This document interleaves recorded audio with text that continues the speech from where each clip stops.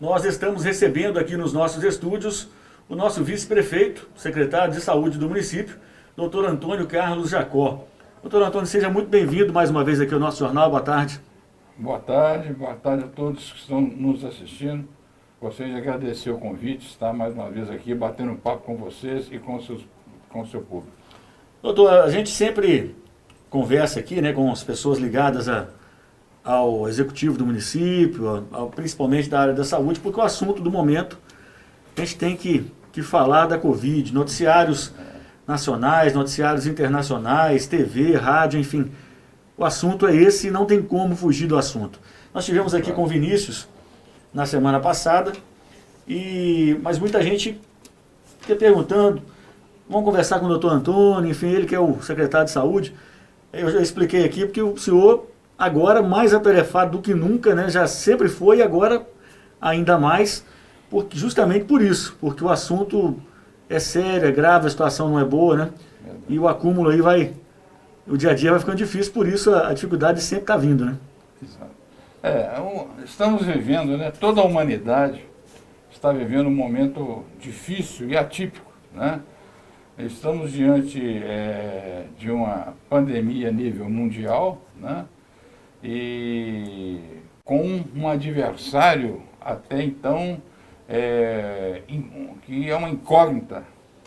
Um adversário cruel, né? O comportamento desse vírus, ele é um comportamento diferente de outros vírus que nós estamos familiarizados a manipular, a lidar. Só para fazer uma comparação, por exemplo, nós temos o HIV, o vírus do HIV. A virulência do HIV ele é muito menor do que a virulência do SARS, que é o da Covid-19, o SARS-2. A reprodução desse vírus, ele está trazendo novos mutantes muito mais agressivos do que os outros. E rapidamente, né? Rapidamente. Esse vírus, em relação ao vírus da gripe H1N1, você nota que todo ano, né, periodicamente, as vacinas do H1N1 são reajustadas de acordo com as cepas novas. E nós não sabemos ao certo como será esse reforço dessas vacinas que estão sendo aplicadas. Quando e como? Porque a mutação é muito grande. Nós identificamos 3 áreas de mutação. Nós indicamos na Inglaterra, na América, na África do Sul, que foi inclusive um cientista brasileiro que descobriu o mutante lá na África do Sul, na Universidade Nelson Mandela, e de Manaus, o nosso aqui de Manaus. Então, são diferentes. São diferentes, são comportamentos semelhantes, mas de estrutura diferentes. Não quer dizer que o lá da Inglaterra, o lá da África do Sul, não é o que veio de lá para cá. Não. São duas mutações diferentes, da mesma São 3 cepa. mutações diferentes, originárias do mesmo vírus, digamos assim, pai, do mesmo vírus original. Então, esse vírus não é um vírus natural. Esse vírus ele vem incrementado de alguma ação do homem, possivelmente de alguma ação do homem, tornando ele assim, essa virulência, tornando-se essa agressividade ao sistema imunológico e à saúde das pessoas. Então, é um vírus de comportamento completamente diferente dos outros e que nós não sabemos o desdobramento posterior após passar essa pandemia. Por exemplo, quanto tempo de vacina para reforço? Durante quantos anos? Será que vai haver mudança na composição química das vacinas para segurar as mutações? Então, é uma doença que nós estamos aprendendo com ela, a verdade é essa. Nós estamos sendo cobaias do vírus. Nós estamos né? sendo cobaia do vírus e estamos, assim, à mercê dele. E ele é muito agressivo, é um vírus realmente completamente diferente do HIV, o vírus do H1N1, ele é altamente virulento. E esses mutantes, eles infectam muito mais fácil as pessoas. Por exemplo, você pega uma gota de saliva, tem milhões desse vírus. Então, os mutantes, eles têm a capacidade de contaminar o maior número de pessoas e, com isso, levá-las aos hospitais, levá-las às internações, levá-las ao CTI e aumentar o número de óbitos de toda a humanidade, conforme nós estamos assistindo aí. Então, a gente não sabe quando vai acabar essa pandemia. O recurso principal e primordial que nós temos para realmente atingirmos um índice de contaminação baixo são as vacinas e a prevenção. Eu costumo falar que houve um fato no país que causou-se um relaxamento daquela primeira onda. Para mim não tem primeira, segunda, terceira onda, é uma onda eu só. Eu também sempre falo isso, para mim é uma só. Relaxado. Que voltou não, que retrocedeu, que reagudizou. Exatamente. Vocês notem, os grandes centros montaram os hospitais de campanha. Maracanã no Rio, Morumbi, né? Quase todas as capitais e cidades maiores tiveram os hospitais de campanha. O que aconteceu? Passado um tempo, desmontaram os hospitais de campanha. Deu a entender o quê? Acabou a pandemia, acabou o vírus, vão fazer festa. Exato. Então isso foi um transtorno psicológico, isso foi uma conturbação psicológica na cadeia, no avanço da doença, que fez realmente ela comprometer a população muito mais do que deveria. Então, a gente vem falando, a prevenção, ela parece coisa simples, mas estão falando a mesma coisa, e muitas pessoas ainda não fazem. A higienização das mãos, o álcool gel, a máscara. A máscara tem trabalhos científicos mostrando que duas camadas de máscara retém, dificulta muito mais a pessoa ter doença do que uma máscara só. Existem trabalhos científicos em alguns países já mostrando isso. Então, para a gente entender a importância que é colocar uma máscara no rosto. Eu até brinco. Há uns tempos atrás, a gente, para sair de casa, tinha que pegar o óculos, pegar o relógio, pegar o celular, pegar a caneta e agora também pegar a máscara. Não esquecer da máscara, como a gente não esquece dos outros itens que a gente... A chave do carro. A chave do carro. Doutor, eu anunciei aqui que o senhor traria uma notícia boa aqui no jornal. Que a gente fala sempre de notícia ruim, de número de mortes aumentando, número de casos aumentando, mas nem tudo é notícia ruim também, né? Graças a Deus. Nós fizemos uma reunião recente lá no Centro Regional de Saúde. A coordenadora, diretora do regional, Aline, aceitou essa sugestão nossa e solicitou a presença de todos os prestadores de serviços de UBA. O Hospital São Isabel, o Hospital São Vicente, o Hospital São Januário, o Hospital da FEMIG, o Sanatório Padre Damião, da Colônia Padre Damião. E foi um momento muito importante para a medicina de Ubá, para a saúde de Ubá, para a população de Ubá. Houve uma convergência de ideias, houve uma verdadeira união, que é um momento agora de união. Sim, a palavra é essa aí. União. Eu acho que por mais que a gente tenha nos unidos, ainda seremos fracos perante esse vírus. Então você imagina a gente fragmentado um para um lado, outro para o outro.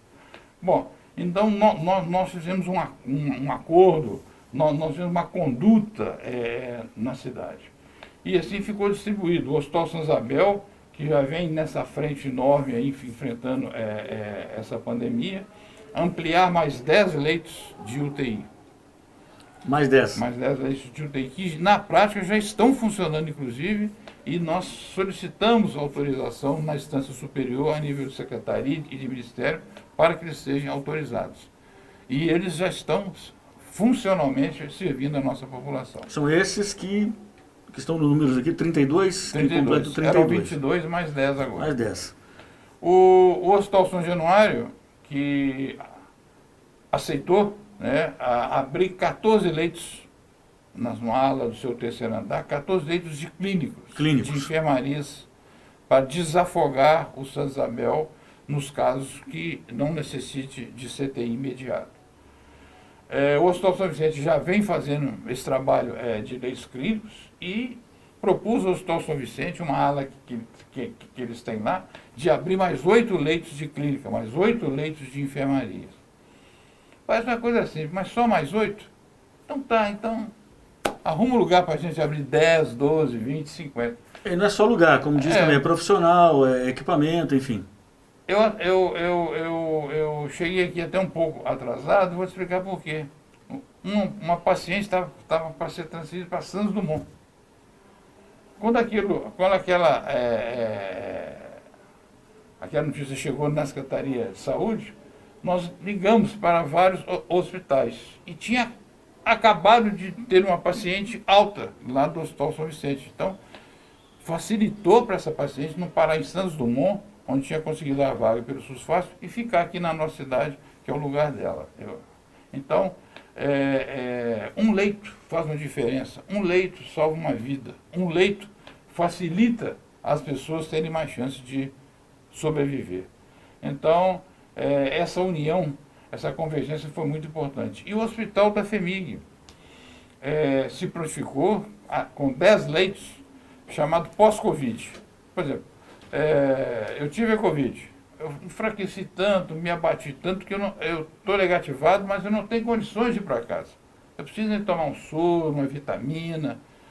Ele vai para a FHEMIG, desocupa o leito de um dos hospitais para que os que precisem possa ocupá-lo. Seja com a situação mais preocupante, né? Os casos mais leves irão pós-Covid para a FHEMIG. Então houve uma união, um momento que eu tenho 42 anos, né, de medicina em UBA, e todos os hospitais trabalham unidos, todos os hospitais atendem a nossa população da melhor maneira que podem, mas foi um momento assim de um entrelaçamento que eu não presenciei até então.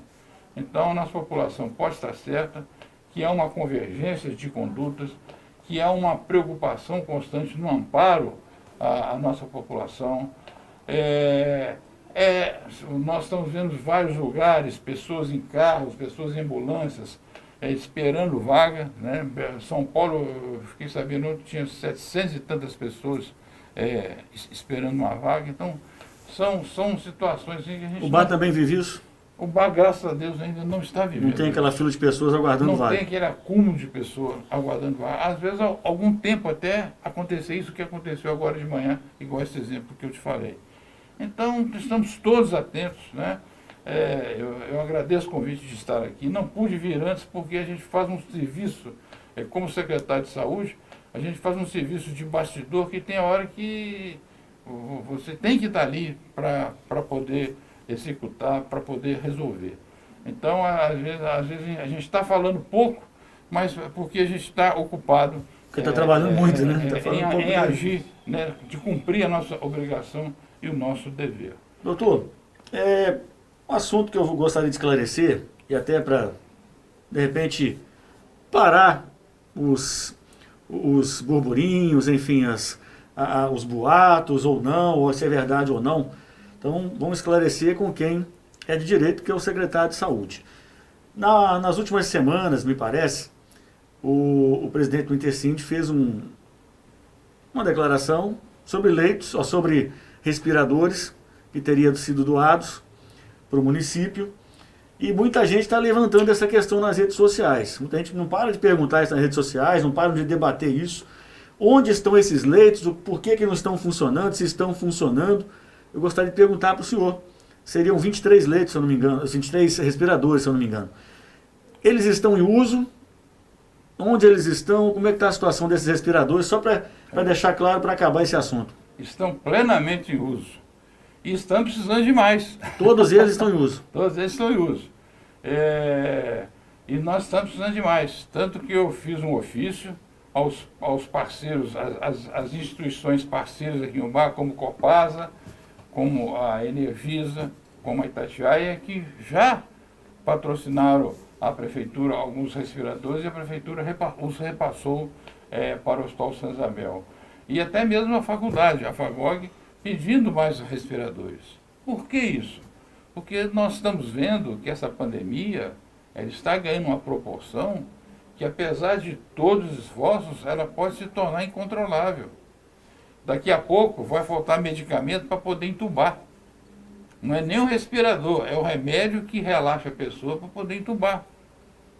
Que é Por enquanto importantíssimo. nós Né? estamos falando em respirador. Daqui a pouco, se nós não tomarmos providência, não fizermos a prevenção que precisa, volta a pedir à população, usar máscara, higienização das mãos, evitar aglomerações, manter o distanciamento, essas festas, essas festinhas. Vou fazer uma festinha que ninguém vai saber, o vírus vai saber, ele vai estar lá, não se engane. Vai enganar a secretaria, vai enganar a polícia militar, vai enganar a prefeitura. É só né? não engana o vírus. Então, são situações assim, que a gente pede à população para não ficar uma situação incontrolável. Essa pandemia ela vai piorar ainda. Você pode estar certo que ela vai piorar ainda. Então, nós temos que ver um pouquinho na frente para evitar que a nossa cidade entre num colapso hospitalar, num colapso de saúde, igual muitas cidades estão ocorrendo. Porque além de respiradores, como o senhor falou, temos medicamentos, insumos, nós temos o oxigênio, que é um risco também de faltar, né? Então tem que se precaver. A prefeitura já está atuando nessa área. A gente consulta sempre os prestadores de serviço a que nível que está o fornecimento de oxigênio. Por exemplo, tem um dia tal para entregar oxigênio. Já não tem um dia certo mais para entregar oxigênio. Já mudou. Então são preocupações que já rondam, que a gente vislumbra uma dificuldade ali na frente. Então, nós estamos criando mecanismos para que a gente não entre num colapso de saúde pública. Porque uma pandemia é uma situação gravíssima. E, infelizmente, nós estamos demorando nessa campanha de vacinação. O Ministério da Saúde demorou a acordar que precisava de ter vacina. Os Estados Unidos comprou vacina para 3 vezes a população dele. Primeira dose, segunda dose e a primeira de reforço.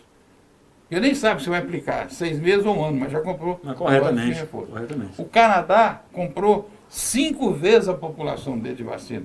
Primeira dose, segunda dose, primeiro de reforço, segundo de reforço, terceiro de reforço. Que ele nem sabe quando vai aplicar, mas já está alocado, já está comprado.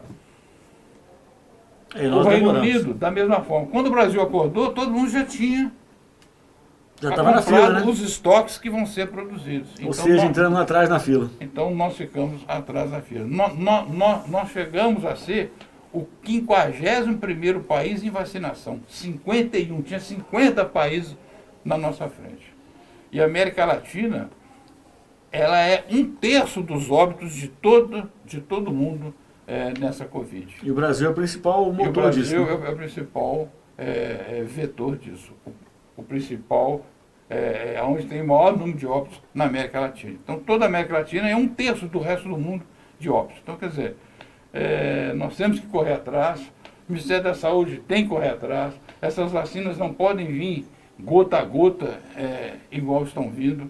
A Prefeitura tem desdobrado, você viu agora, nós implantamos o drive-thru lá no Horto.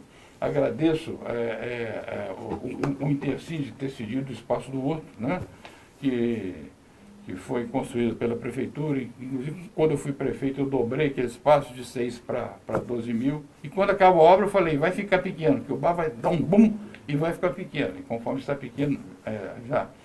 E agradeço também o Tabajara. Nós requisitamos o Tabajara Esporte Clube e se prontificaram a fornecer, a permitir na quadra coberta a vacinação que nós iremos fazer.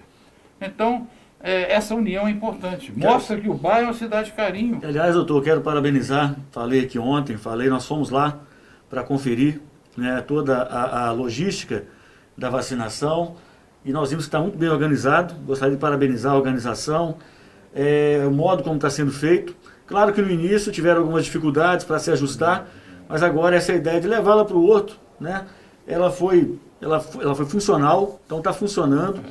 E lembrando que as pessoas, como nós dissemos aqui, que não foram vacinadas, naquela idade, hoje, por exemplo, estão vacinando 76 anos. Mas aquelas que não foram vacinadas nas idades ainda acima, elas ainda serão vacinadas, como a Aline falou com a gente ontem lá. Ainda serão marcadas novas datas para essas pessoas se vacinarem. Vou fazer algumas perguntas, doutor, para a gente pontuar aqui os assuntos. Primeiramente, como é que está sendo hoje a testagem no município? Como ela é feita e quanto tempo a pessoa espera, aguarda o resultado? Nós temos laboratórios particulares, né, que em questões de algumas horas te dão os resultados. Na rede pública, os resultados inicialmente iriam para BH e demorava aí 5, 6 dias. Agora está indo para Juiz de Fora, demora de 2 a 3 dias. Quer dizer, agilizou um pouco mais esses resultados. Mas de forma pública tem que ter um pedido médico. Isso, exato. Tem que ter uma indicação médica. Porque nós adquirimos agora, vieram 3 mil e vão vir mais 2 mil testes lá para a casa de oração. Então, são situações que a gente tenta acomodar, tenta resolver, tenta equacionar. Digamos assim, você tem que consertar o carro andando. Porque essa doença, ela realmente, esse vírus, ele é completamente diferente de todos os outros. Ele é muito forte. Ele é muito forte. Para mim, ele não é um vírus natural. Ele é um vírus que foi otimizado em algum local aí, em algum país aí, para uma guerra biológica. Sem querer também levantar a teoria da conspiração, mas eu tenho a opinião também que isso foi algo planejado e que é uma coisa silenciosa, uma guerra silenciosa aí, feita por alguém. Outra pergunta aqui, doutor. Tem uma telespectadora perguntando sobre a situação da idade. Por exemplo, amanhã vão se vacinar as pessoas com 75 anos, lá no Florestal. Mas vamos dar um exemplo aqui. A pessoa faz 75 logo depois, no final de semana, lá na segunda-feira.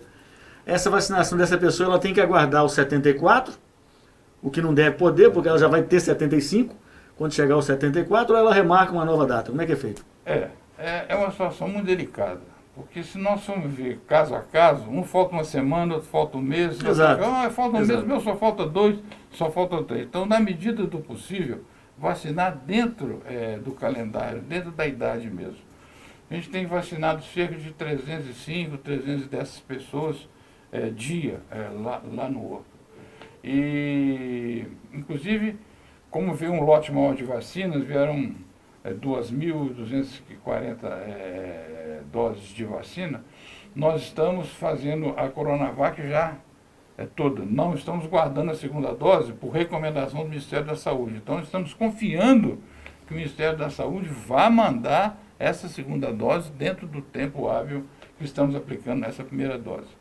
E as pessoas que de 75 a 79 que ainda não vacinaram, elas vão serem, que perderam o dia, não olharam o site da prefeitura, elas vão ser resgatadas, elas vão ser revacinadas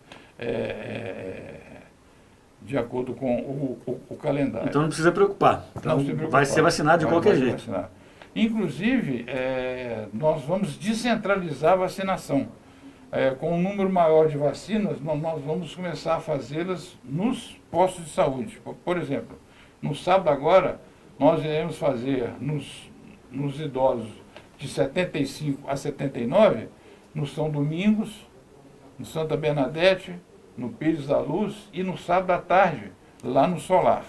Então, estamos começando a desdobrar a logística da campanha de vacinação, tentando facilitar da melhor maneira possível para o nosso cidadão, porque é muito difícil a pessoa naquela ansiedade de vacinar, muitas vezes chega todo mundo ao mesmo tempo, então aquele tumulto inicial, mas as pessoas estão vendo que elas não precisam ir naquele primeiro momento, nas primeiras horas do dia, ela pode ir durante o transcorrer do dia, que ela vai ser coberta pela vacina. Eu tocou um assunto interessante que ontem, os profissionais que lá estavam, quando nós fizemos a matéria, em off, nos fizeram um pedido até para pedir isso para a população.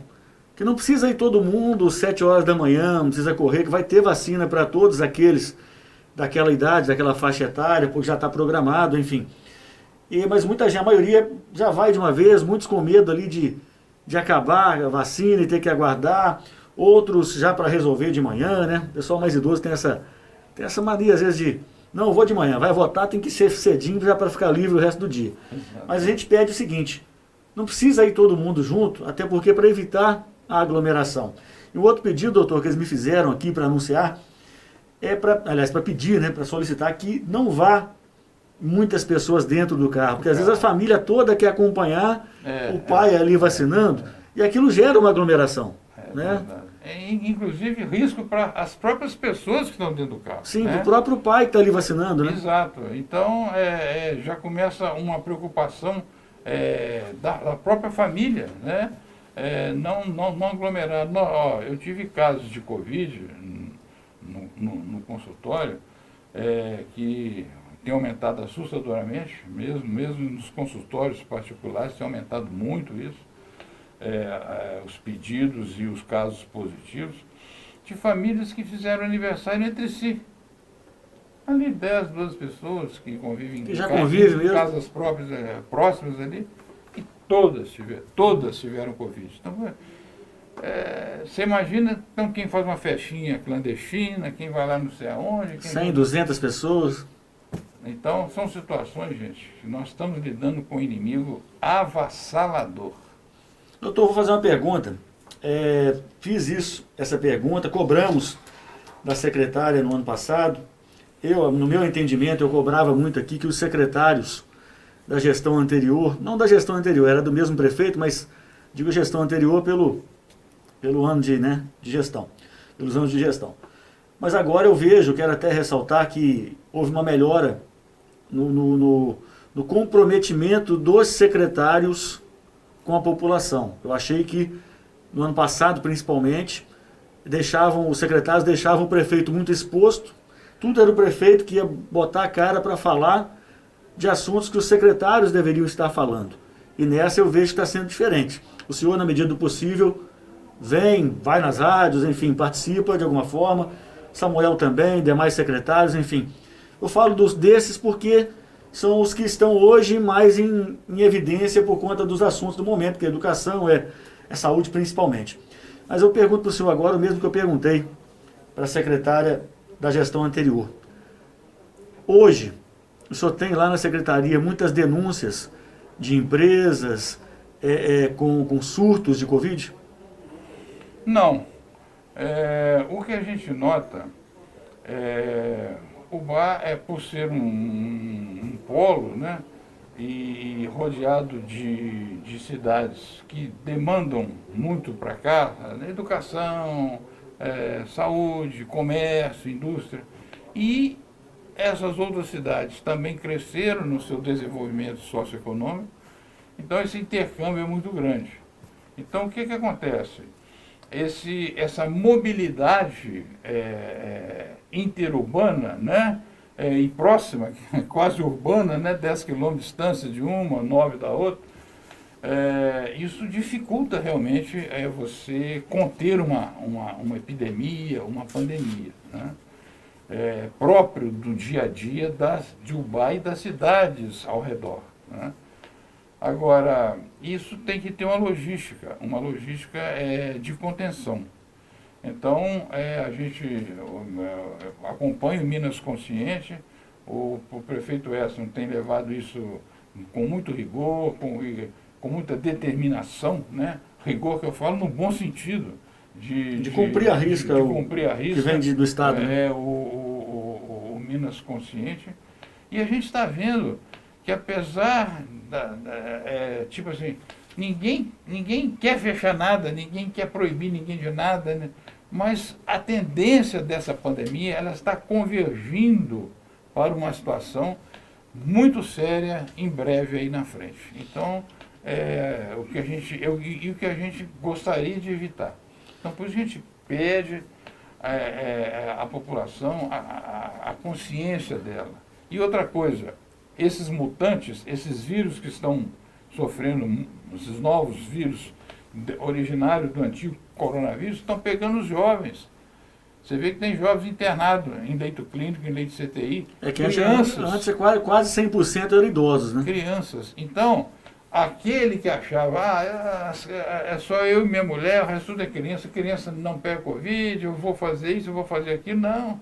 Ele está arriscando a vida dele, a vida da esposa, a vida dos filhos, agora também a vida dos filhos, porque o vírus mudado, não tem mais preferência de idade.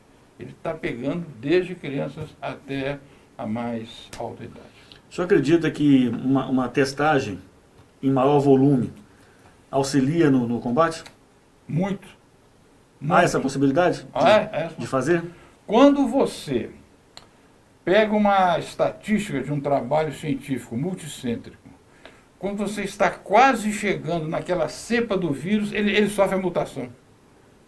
O seu trabalho científico, o trabalho de multicentro, quer dizer, vários centros espalhados pelo mundo fazendo o mesmo tipo de...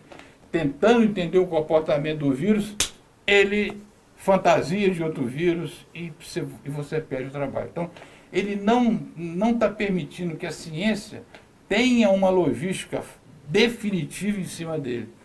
Por isso que se chama, essas mutações, elas são muito mais perigosas do que o coronavírus original. Muito bem.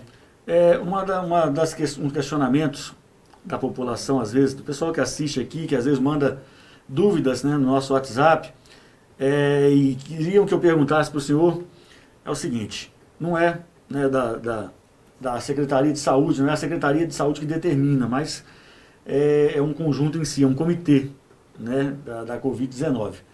Mas vou dizer o seguinte, perguntar o seguinte para o senhor, o pessoal reclama que várias empresas aí com pessoas contaminadas, pessoas trabalhando, né, muita gente trabalhando na empresa, e que a prefeitura, segundo essas pessoas, prefere fiscalizar clubes, praças, comércio, enfim. É verdade, é verídica essa situação? O senhor tem alguma conversa a respeito lá internamente com o executivo a respeito disso? Olha, eu fui prefeito, conforme você sabe, de 2001 a 2004. E é uma deficiência histórica na prefeitura de Ubá, o setor de fiscalização. São poucas pessoas, né, com poucos recursos de mobilidade, mas com muito boa vontade. Então, nem sempre eles podem estar, naquele momento, no lugar que uma determinada pessoa reclamou, ou denunciou, ou alertou sobre o problema. Tanto que na última reunião que nós tivemos, nós pedimos apoio da Polícia Militar, que se prontificou, né? O governador solicitou a Polícia Militar que apoie os municípios para ajudar a fiscalizar, né, esse decreto do Minas Consciente. Então, eu acredito o seguinte, que embora a boa vontade, a determinação, há deficiências históricas que muitas vezes compromete realmente uma fiscalização que poderia ser chamada de exemplar. Mas o município se desdobra em atender aquelas denúncias, aquelas informações que ele obtém. Tem pessoas perguntando aqui, eu ia perguntar se já tem essa informação, porque eu já vi isso na questão estadual, até cheguei a falar agora há pouco aqui, mas se já foi passado aos municípios, né, se já foi oficializado o prolongamento ou prorrogação, né, na verdade, do decreto da onda roxa, né, a data limite da onda roxa. Já foi feita esse questionamento, já foi feita essa prorrogação, doutor, da onda roxa até o dia 4, como o Estado está anunciando? A tendência é essa mesmo. Ainda não há nada oficial. E, pois não foi oficializado ainda. Não foi oficializado, mas a tendência é essa. Porque a situação está ficando incontrolável. Tá? E, oxalá, a gente não passa para um lockdown, porque a situação está ficando cada vez mais crítica. Então, o governo do Estado vem monitorando, né? O governo do Estado vem preocupado com a situação de Minas Gerais, né? E pode, a qualquer momento, apertar mais ainda essa onda roxa. As pessoas ficam questionando, né, que vai prolongar como é que ficam as contas, água, luz, comida, já que não pode trabalhar direito, enfim. Mas aí, infelizmente, já não é uma questão para o doutor Antônio responder, né? Já não é da área da saúde, sim de um conjunto do executivo, do estadual, federal, enfim. Aí já é um conjunto, né? Não dá para a área da saúde resolver essa situação financeira, né? Tem prefeitura, tem prefeitos, eu acho que de Piracicaba, se não me engano, eu entrevistei, que sábado e domingo não tem nem ônibus urbano.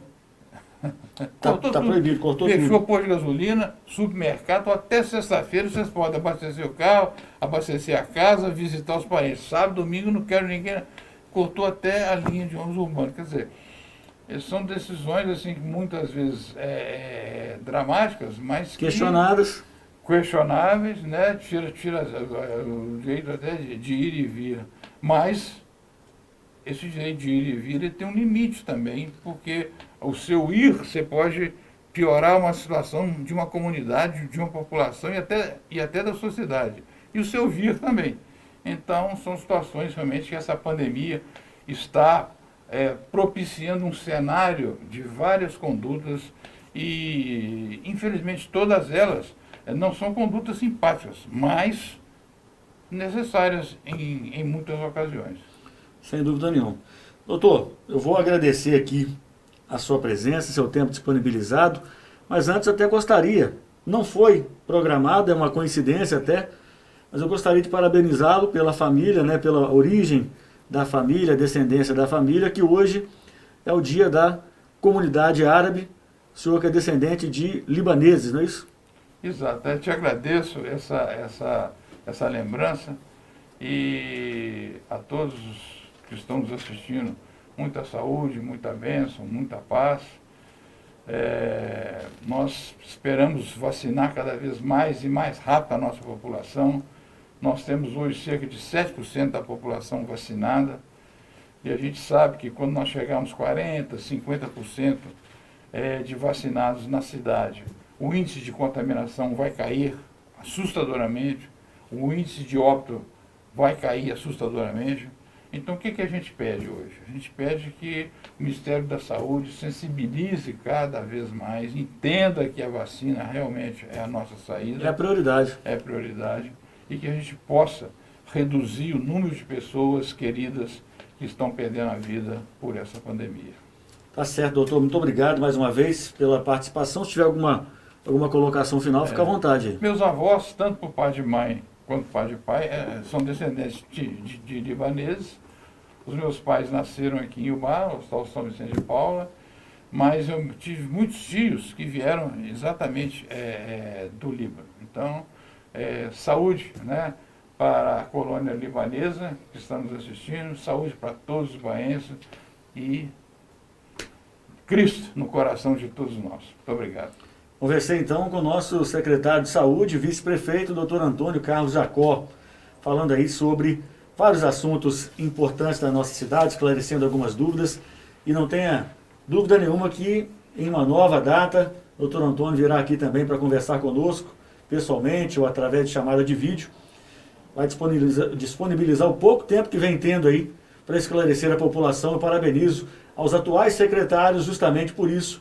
As críticas que eu fazia o ano passado, desse ano, eu tenho que parabenizar, porque estão sim atendendo ao chamado da mídia, atendendo ao chamado da população para esclarecer as coisas ao cidadão ubaense, o que não vinha sendo feito pelos secretários anteriormente, e sim pelo prefeito, expondo demais, na minha opinião, a figura do próprio prefeito.